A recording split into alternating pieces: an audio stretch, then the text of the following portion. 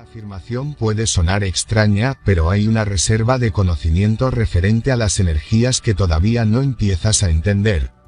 En este momento, no hay mente terrenal capaz de comprenderla. Tan solo puedes imaginar el espectro de energía, lo cual no es la verdad. Por lo tanto, te ayudará a que puedas aceptar mis afirmaciones, tomándolas con los ojos cerrados, porque son la verdad. Estás entrando en nuevas frecuencias de vibración, pertenecientes a la consciencia humana que te permitirán ir hacia adelante en el desarrollo espiritual, mental que describí en la carta N grado 1. Porque he divergido, debo reiterar, no te puedes escapar de las leyes fundamentales de la existencia referente a tu pensar y sentir, sembrar y cosechar, igual que no te puedes escapar de las leyes del electromagnetismo en tu mundo material, pues el electromagnetismo es el impulso que produce la ley de sembrar y cosechar, del mismo modo que el electromagnetismo produce la forma dentro del campo fundamental de las partículas de energía. Y así, no es posible seguir creyendo en el dogma cristiano y también intentar seguir estas cartas, porque el dogma referente a la salvación por mi muerte en la cruz, la Trinidad, la resurrección física de la muerte y el uso del incienso y las formas fijas de oración, son erróneas y los hechos que ahora te están siendo presentados en estas cartas son la verdad. El dogma y los adornos sacramentales son lo que podía llamarse pretextos para ganar tu atención y tu lealtad, pero oscurecen la verdad de mis enseñanzas. Por lo tanto, estas cartas tenían que ser escritas. La única manera en que yo podía alcanzar al mundo en este momento presente cuando está en equilibrio para entrar en un nuevo designio divino mental, emocional, era la de usar una mente receptiva, obediente y desprogramada, para recibir la instrucción y hacer el trabajo manual por mí. Estas cartas ofrecen el único medio por el cual la gente encontrará el camino hacia la dimensión espiritual en la cual todo error humano se disuelve y solamente queda el amor. Cualquier otra cosa que pueda decirse es puramente racionalización y razón humana, y estas no son verdad. La gente busca nuevas formas de solucionar viejos problemas, especialmente en América, pero hasta que comprendan la verdadera naturaleza de la vida, el ego y las leyes de la existencia, tan solo fortalecerán el tirón del ego y su dolor continuará. Mientras grabo para ti en las siguientes páginas la sencilla verdad que hablé hace 2 milenios, recuerda que esta verdad permanece constante y consistente. Por tanto, solo es posible profundizar en tu comprensión de la verdad, no cambiarla. ¿Te has dado cuenta, mientras has leído las primeras 2 cartas, que todo lo que hablaba a la gente de Palestina fue una consecuencia directa de haber percibido la realidad de la existencia en el desierto, de que nada era sólido? ¿Has recordado que, en mi estado trascendente, al mirar a las rocas, arena, montañas y agua abajo en el mar muerto, todo parecía ser como un ditileo de motas? La roca, arena, montañas y agua se diferenciaron lo uno de lo otro, simplemente por la diferencia en la intensidad del ditileo de motas y por la aparente densidad de motas dentro del destello. No hay otra manera en que pueda describir lo que vi cuando estaba en la Tierra para transmitir los hechos referentes a la verdadera sustancia de la materia, el tejido y la construcción aparentemente sólida del mundo. En el habla moderna, probablemente se llamaría al ditileo de motas una vibración de partículas. Quizás se podrían combinar los 2 términos y describir a la realidad visible más fundamental como un destello de partículas. Este transmite el sentido de la incandescencia luminosa en la cual vi bailar a las partículas. Habiendo dicho todo lo anteriormente mencionado como introducción para el informe de mis actividades en Palestina, permíteme llevarte a otro día hace 2000 años, cuando brilló el sol y el cielo estaba raso, azul claro, y empecé a subir las colinas con mis discípulos, en un intento por retirarnos a descansar, meditar y orar. Pero eso no iba a suceder. Habíamos pensado en escaparnos, pero a pesar de contar a la gente nuestras intenciones, primero nos siguieron unos pocos quienes luego avisaron a otros diciéndoles que íbamos a los montes. Aunque les rogamos que volvieran a sus hogares, los pocos luego aumentaron en una gran concurrencia de gente siguiéndonos a cierta distancia. Insistían en que hablara con ellos. Quizás te preguntes por qué estaban tan deseosos de escucharme. Por intuición, sabían que les hablaba palabras de vida. Siempre les mostré la actividad del Padre a su alrededor y esto les dio esperanza y les ayudó a ver el mundo con una nueva visión. Les hablé del amor y se sintieron reconfortados. Fue por esto que pude decirles, sabiendo que me entenderían y que estarían de acuerdo conmigo. Ven a mí tú que estás cansado y agobiado y te daré descanso. Mi yugo es llevadero y mi carga ligera. Sabían que cuando pronunciaba estas palabras, como lo hacía con frecuencia, estaba comparando las reglas y leyes de los líderes judíos, con la verdad que presentaba al pueblo. Así fue que, cuando fui implorado por la gente para que les enseñara, ¿qué podría hacer sino sentarme sobre una roca más arriba de ellos, a enseñar? Estaba decidido que, si habían venido tan lejos para oírme, escucharían algo que recordarían y posiblemente hablarían de ello toda la vida. Sabía que a pesar de todo lo que les había dicho acerca del Padre y el amor del Padre todavía seguían temerosos de que Dios los rechazara. Aunque había intentado ayudarles a comprender que el Padre de quien hablaba no era el Dios personalizado al cual rendían culto. Sabía muy bien que estaban confundidos.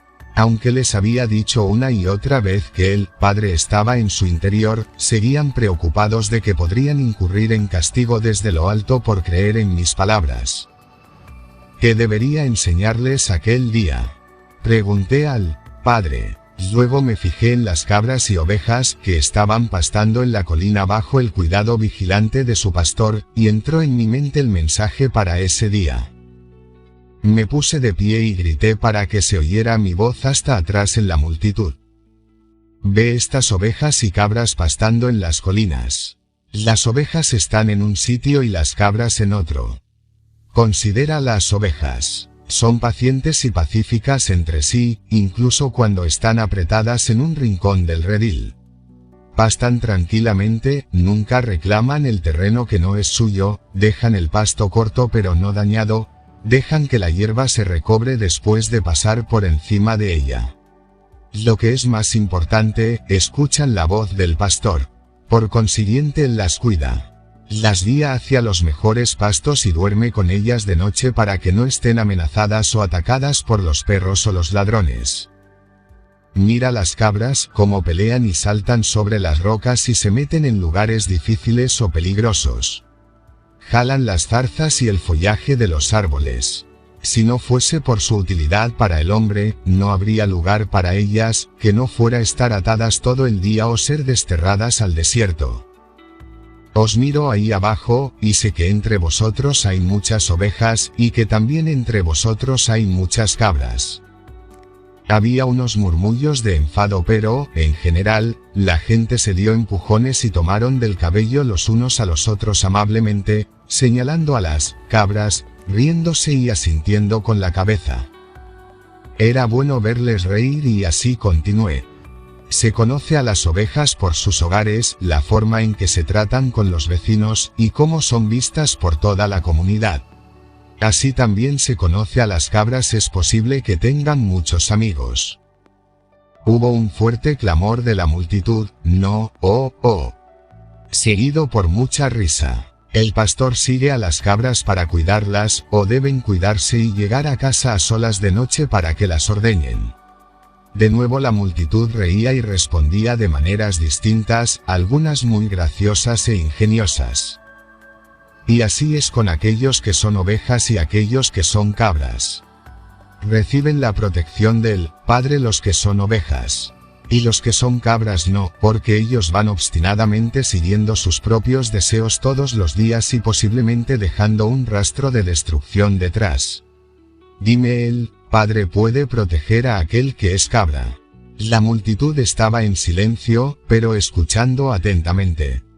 Dirás, entonces, que el Padre está enfadado con las cabras y no quiere protegerlas. O dirás más bien que así como el pastor cuida a sus ovejas y cuidaría a las cabras si se lo permitieran, el Padre ama a las ovejas y a las cabras por igual, pero no puede protegerlas por igual a causa del comportamiento natural de las cabras. También considera los hábitos de alimentación de las ovejas y las cabras. Las ovejas se contentan con comer solamente la hierba para la cual están perfectamente diseñados sus estómagos, pero las cabras comen cualquier cosa que encuentran sin respetar de ninguna manera su constitución. Así es con la gente que no respeta el alimento de sus mentes, puesto que no tiene ninguna meta fija o propósito claro.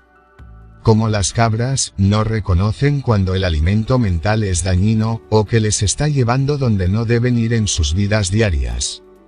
O si les dirige hacia un mito dañino o una falacia peligrosa. Van, sin rumbo, recogiendo el equivalente mental de zarzas, zapatos viejos, trozos de tela, hojas, cardos o malas hierbas, porque les falta sentido común. Un hombre me gritó, maestro, ¿y si una persona es una oveja, comete un error y se ve en un embrollo, el Padre le abandonará? Le respondí con una pregunta, ¿qué hace el pastor si una de sus ovejas cae en un hoyo, o por un acantilado, o si se ve atrapada en unas zarzas? Te lo diré, el pastor deja el rebaño, y rápidamente va en búsqueda de la oveja perdida. Y no la dejará hasta traerle de vuelta sana y salva. Así es con el Padre, ni siquiera una oveja puede evitar equivocarse de alguna manera u otra, pero ten la seguridad de que el Padre enseguida responderá a su balar y le rescatará. Y si una cabra empezara a comportarse como una oveja y atiende la voz del pastor, entonces ella también estará bajo la protección del pastor y será cuidada igual que las ovejas. Así es contigo y el reino del cielo, el reino de Dios. Se oyeron varias voces pidiéndome que les contara el significado del reino de Dios. Lo que te estoy diciendo no es como lo que has oído de cualquier profeta en cualquier tiempo. No intentes entender lo que te digo pensando en lo que te han dicho tus maestros. Solamente pueden repetir lo de las Escrituras, y no tienen ningún conocimiento personal del reino de Dios o del cielo. Dios no está contenido en ningún lugar, sino que está en todas partes como lo están los cielos y el aire que está encima de ti. La Santa Palabra habló la verdad, cuando dijo en Dios vives, te mueves y tienes tu ser. Puesto que el reino de Dios está por encima, alrededor y también dentro de ti, y puedes entrar en el reino de Dios. La gente clamaba con impaciencia, pero, ¿qué es eso? Es un estado de mente y de corazón, el cual está plenamente poseído por Dios, tu Padre. Cuando estás en ese estado, el Padre es la cabeza de tu cuerpo y dirige todo lo que haces y toda tu vida. Unas personas decían refunfuñando, ¿cómo puede ser eso? ¿Es posible estar tan vacío de ego, de deseos egoístas, de enemistades, de enojos, de celos, de codicia, de deseos de venganza, que solo quede Dios en control, dentro de tu mente y de tu corazón? ¿Y luego qué ocurre?, preguntó una mujer. Luego entras en el estado del ser, que es estar dirigido por Dios. Es totalmente hermoso y glorioso. Es amor, es generosidad, es cuidar de los demás como te cuidas a ti mismo, es no juzgar. Pues aceptas a los demás tal como son, por saber que también son hijos de Dios y que están igualmente bajo el cuidado de Dios. Es felicidad sin medida, imposible de describir, es sentir alegría por la belleza del mundo, es vida sin límite, y energía incrementada. Es salud y es la satisfacción de cada una de tus necesidades aún antes de tenerlas. ¿Por qué los rabinos no nos cuentan estas cosas?, decían varias personas quejándose. Porque solo yo he visto al Padre. Tan solo yo sé cómo se hizo el mundo y las leyes de la existencia. Y porque yo sé todas estas cosas, simplemente ven a mí y pregúntame. Y yo te revelaré todo lo que se me ha dado. Te digo de verdad, si crees y comprendes, e intentas poner mi palabra en práctica cada día, serás salvado de la tribulación que soporta la humanidad. Sufres porque no entiendes cómo has sido creado, ni los verdaderos propósitos para los cuales naciste. Naciste para ser hijo y heredero del Padre. Pero vuelves la espalda a toda la gloria del reino, e intentas encontrar el placer en las cosas terrenales. Mientras hagas esto, nunca encontrarás el reino de Dios. No entrarás en el reino de los cielos. ¿Cómo entraremos en el reino? Ya te lo he dicho. Entrarás en el reino de los cielos cuando te arrepientas de todo lo que eres en tu corazón y mente. Cuando lleves tu maldad al Padre y pidas perdón y pidas la fuerza para ser limpiado de tus pensamientos, palabras y actos malignos y finalmente para que te deshagas de ellos. Entonces podrás estar seguro de que estás a punto de encontrar el reino de los cielos. Cuando hayas conseguido eso, verás que tus actitudes hacia los demás cambian, puesto que el Padre está haciendo su obra de amor en tu interior. Estarás libre de las cadenas y ataduras de deseos y actos malignos que previamente te ataban y te hacían cautivo en el mundo. Más que eso, comprenderás que el Padre satisface todas tus necesidades. Una mujer gritó: «Tengo una necesidad ahora mismo, maestro, tengo hambre». La gente se reía, pero luego varias voces se unieron a la suya, diciendo: «Hemos estado contigo muchas horas, nos has hecho andar y andar antes de consentir en enseñarnos. Te hemos demostrado que somos buenas ovejas. ¿No nos ayudarás a satisfacer nuestra hambre?». Me di cuenta de que decían la verdad, y sentí una profunda compasión hacia ellos. Me habían seguido no solo para la sanación, sino porque anhelaban saber la verdad como me había sido dada por el Padre. Les había dicho que el Padre satisfacía todas sus necesidades. Esta sería una oportunidad para demostrarles el poder de la fe y el poder que es Dios. Les demostraría que nada es imposible cuando realmente crees como yo creía y percibía.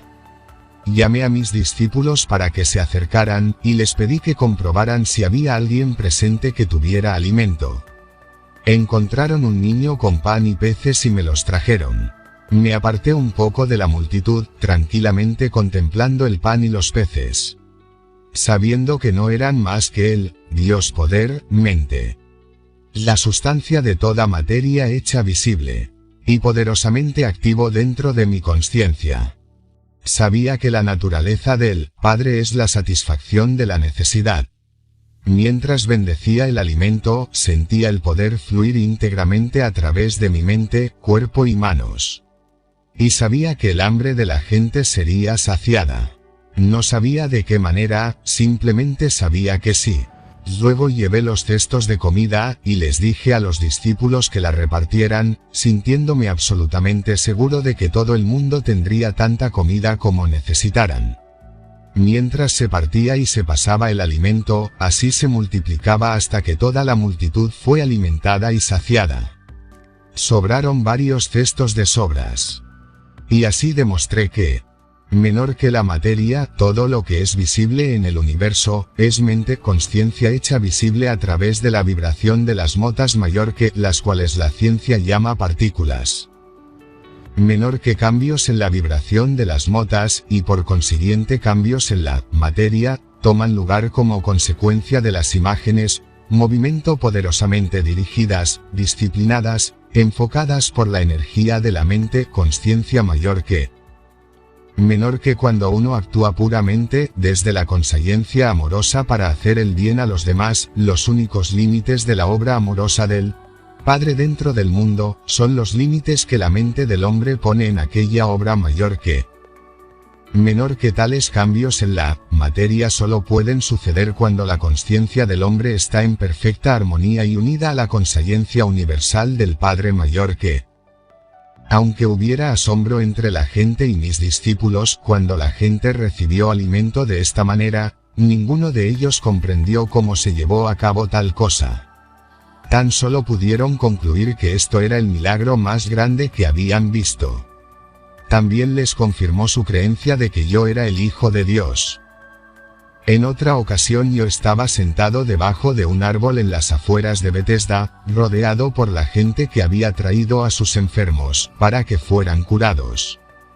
Como siempre, se maravillaron al ver el regreso de la vida y la salud a estas personas y se preguntaron cómo podían hacerse tales milagros. De nuevo, intenté hacerles comprender el poder de la fe. En los evangelios se ha afirmado que yo dije que si un hombre tuviera la fe del tamaño de una semilla de mostaza, podría mover montañas. Esta afirmación es una interpretación incorrecta de lo que verdaderamente dije. Y revela lo poco que mis discípulos y los evangelistas entendían de mis enseñanzas cuando estuvimos en la tierra. Si alguien tuviera la fe del tamaño de una semilla de mostaza, ¿qué significa? ¿Cómo se puede medir la fe de tal manera? Fe es fe. Es un poder de total convicción en la mente, poseyendo la mente, y no puede ser sometida a un tamaño. La fe, que surge de tu necesidad de creer en algo, porque tal creencia servirá a tus propósitos de algún modo, puede ser poderosa y fuerte. Pero nunca puede ser estimada bajo un concepto de tamaño. La creencia es aún más fuerte. La creencia es el fruto de saber algo de oídas y de la lógica. Porque has oído, y estás convencido de que lo que has oído o leído es verdad, desarrollas una profunda creencia en lo que has oído. Tú crees que es verdad. Tú crees de una manera total y completa que desafía cualquier contradicción. Constantemente decía a la gente, cree que recibirás, y recibirás. Sin embargo, yo sabía entonces que sería casi imposible que la gente algún día tuviese la fe para que realizara milagros, puesto que no importaba cuánto les explicara la verdad, aún así ellos nunca tendrían el intenso conocimiento que me fue dado en el desierto. Pero ahora, el relatar en alguna medida la historia de mi estancia en la tierra, en Palestina, es con la intención de que tú, mi lector, empieces a percibir y comprender el conocimiento que me fue dado durante mi iluminación. Mi intención es la de darte conocimiento. Saber algo de oídas es lo que se oye de alguien, pero no se puede comprobar realmente que sea verdad. El conocimiento es cuando se te dice algo, o cuando lees algo, y dado que lo que has oído o leído ahora concuerda de manera lógica y realista con todas las cosas de conocimiento ya relacionadas en tu mente, y puedes comprenderlo y creerlo de manera realista y lógica, la nueva información se convierte en conocimiento. Tú sabes que lo que ahora sabes es verdad. Tienes un sentido de convicción. Hasta ahora, como algunos otros, has tenido fe en Jesucristo, pero has sido como un niño precoz. Tu fe ha sido en parte ciega y aceptante, sin embargo entretejida con mucha duda. Por tanto, en lo que has necesitado que fuera hecho para ti, dependías de Jesús para que se realizara la obra.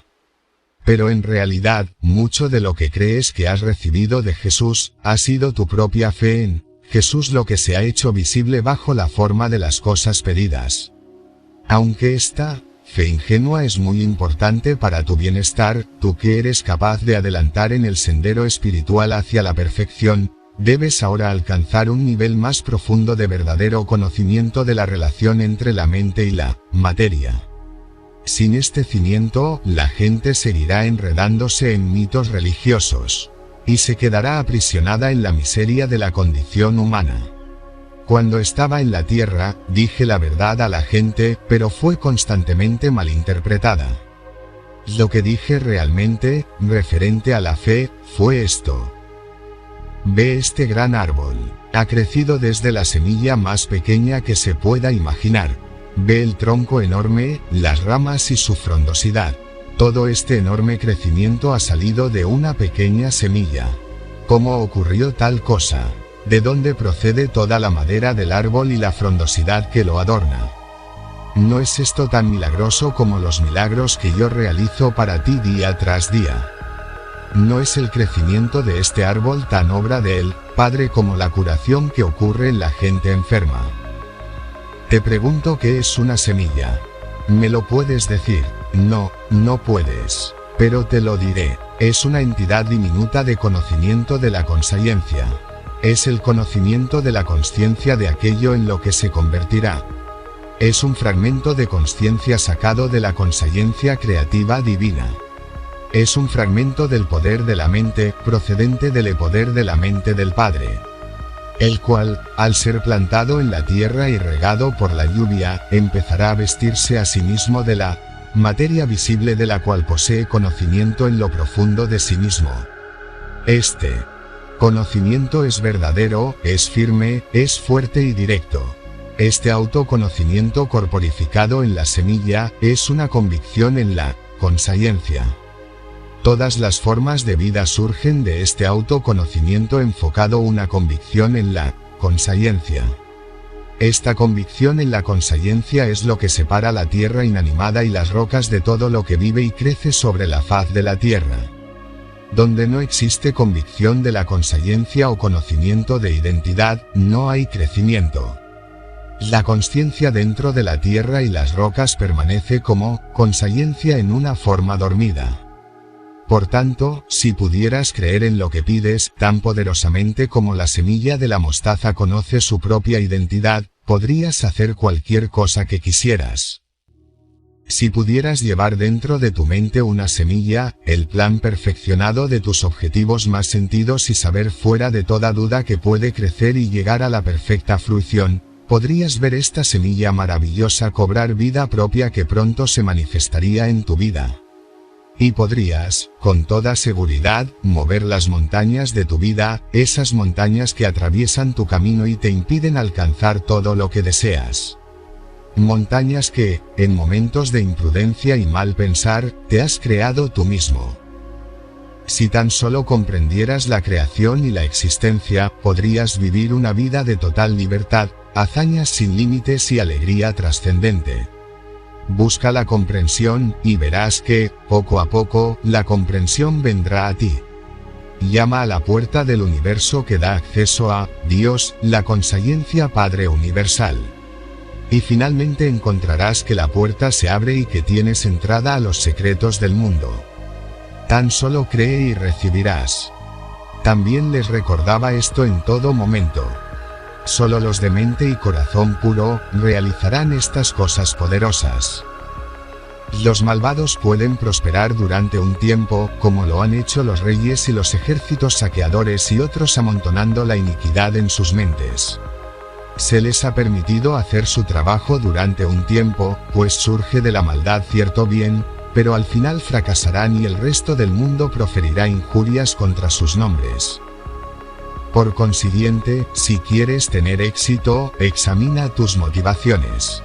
Los deseos que surgen simplemente del anhelo egoísta de riquezas o confort, al final acaban en desengaño, enfermedad y muerte. Y yo te digo a ti, que lees estas palabras, no te atrevas a negar la verdad que digo, hasta que hayas andado el camino de autorrenunciación que anduve yo en la tierra, y que hayas alcanzado la misma unión con Él, Padre, y las alturas del conocimiento y la comprensión indiscutible que yo poseo. Cuando hayas alcanzado todo esto, ya no tendrás ningún deseo de negar la verdad que te digo, sino que no podrás contenerte en unirte a mí para enseñar al prójimo. Hasta ese momento, mantente en paz, y no dejes que ningún hombre conozca tu ignorancia. ¿Con qué frecuencia, a través del mundo, la gente abraza mis enseñanzas con mucho gusto, por su altísima moralidad y por ser los principios del buen comportamiento del vivir diario más perfectamente formulados? Sin embargo, añaden rápidamente que se deben descontar las historias de los milagros, puesto que tales aberraciones de las leyes naturales no son posibles. Esta clase de pensamiento levanta barreras frente al progreso futuro del desarrollo científico espiritual del cual la mente humana es capaz. De hecho, no vine a la tierra para presentar una nueva religión o un código moral más alto que aquel dado por Moisés en los 10 mandamientos. Mi propósito fue el de traer una nueva percepción de Dios como creador y la comprensión de la existencia en sí. De este conocimiento surgiría una nueva forma de vivir, la actitud correcta hacia mi misión en la tierra en este tercer milenio. Es la de reconocer que los milagros que yo realicé están más allá de la capacidad del ser humano medio en este momento.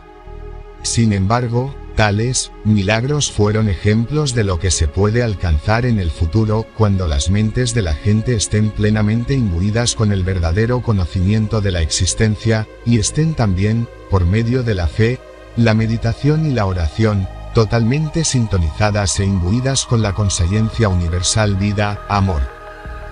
Fue realmente cierto que anduve sobre el agua cuando mis discípulos se embarcaron para cruzar el lago.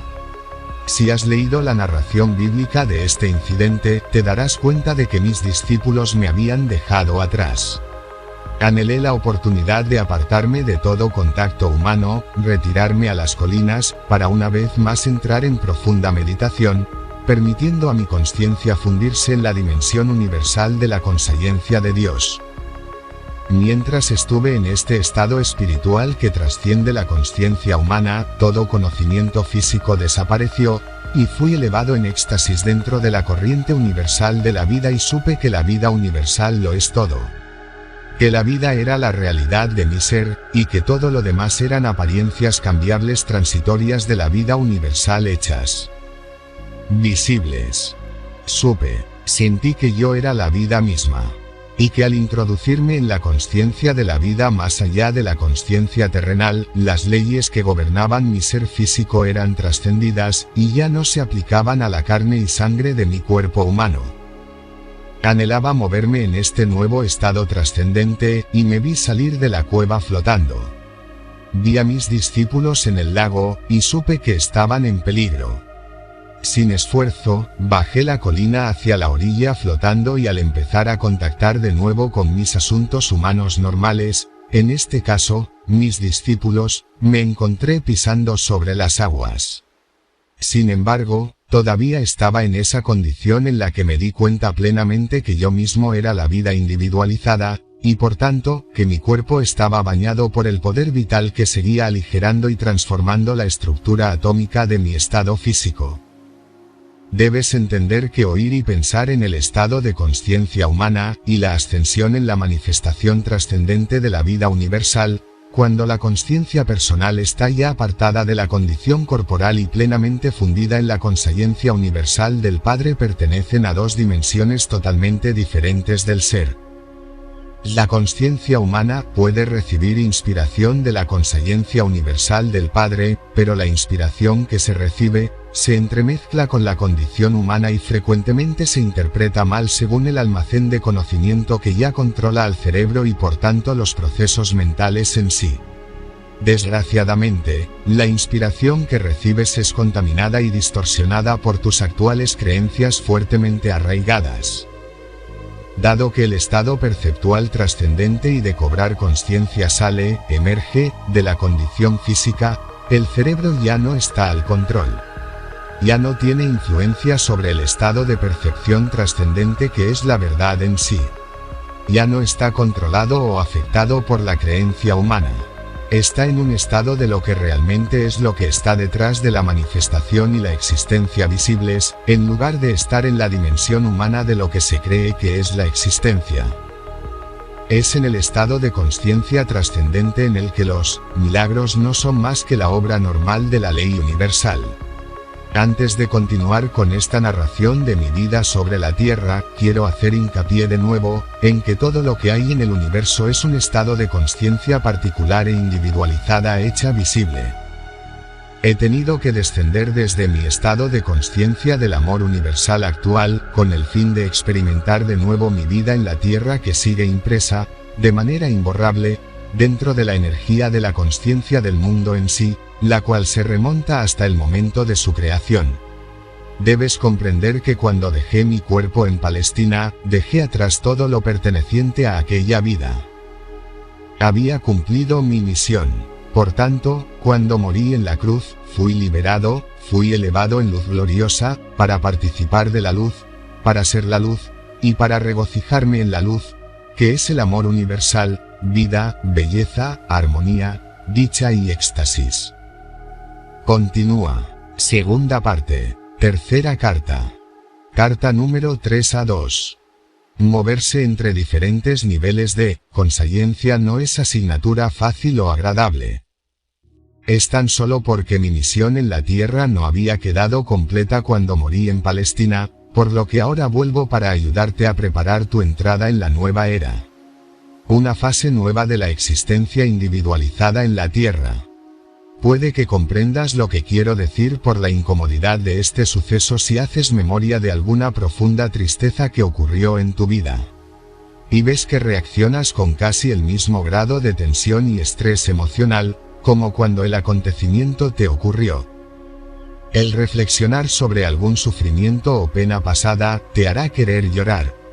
Sentirás la vuelta de la depresión y angustia original al revivir aquel momento en tu imaginación. Puede que quieras apartarte de la gente porque tu consciencia ya ha descendido desde tu estado anterior del equilibrio feliz y de paz, para experimentar, una vez más, las vibraciones y las formas de la consciencia baja que creaste en el momento inicial de tu sufrimiento. El cambio de ánimos indica un cambio en tus energías de consciencia. Una subida de las vibraciones de consciencia te dará una elevación mental, emocional y física, haciéndote sentir feliz. Una baja de tus energías de consciencia deprimirá el funcionamiento de todo tu sistema. Y sentirás el comienzo de una depresión, o, al menos, una caída del optimismo previo que disfrutabas. Te estoy explicando un hecho de la existencia. Tu universo entero manifiesta las diferentes frecuencias de vibración de las partículas de energía de la consciencia. Al moverse las frecuencias arriba o abajo, de un nivel a otro, así también las estructuras físicas y visibles manifiestan niveles de energías diferentes y hay un cambio de patrones mentales y emocionales y de aspecto. Al descender desde mi estado de consciencia para volver a entrar en las condiciones de mis tiempos en la Tierra, estoy movido tan solo por mi amor por la humanidad. Desde hace 2000 años, los cristianos llevan reviviendo el trauma de mi crucifixión. Algunas personas, incluso, han experimentado el estigma, que no es más que una respuesta histérica morbosamente emocional a lo que creen que me pasó. La gente se excita hasta un punto similar al frenesí, mientras se imagina la angustia de mi sufrimiento antes de mi muerte. Su gratitud emocional por lo que soporté, los pone en un estado de congoja física. Esto está siendo escrito en un día de Viernes Santo, y he venido especialmente para hablarte acerca de mi crucifixión, y para decirte que debes abandonar todo drama referente al recuerdo de este día. Morí, y eso fue, para mí, una liberación maravillosa. Es hora de que la gente se despierte de su largo sueño, y que llegue a comprender la existencia como lo que realmente es, y la verdad con respecto a mi crucifixión, la cual ha estado oculta hasta este tiempo, en Viernes Santo, año tras año, a través de los siglos. Se ha creado un estado de ser de conciencia traumática y contaminada por todo el mundo. Tan lejos de la dimensión espiritual de la conciencia creativa universal, como dista el infierno del cielo.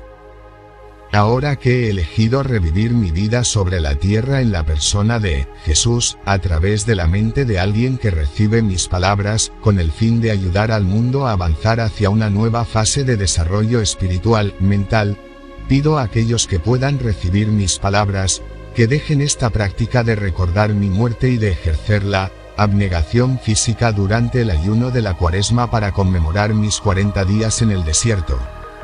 Como te debes dar cuenta por esta narración, mi tiempo en el desierto fue de gran dicha y de bendición de espíritu. Muchos sucesos de gran significado espiritual ocurrieron justo antes de mi muerte, los cuales son ejemplos magníficos de las grandes leyes cósmicas en acción dentro de tu dimensión de existencia.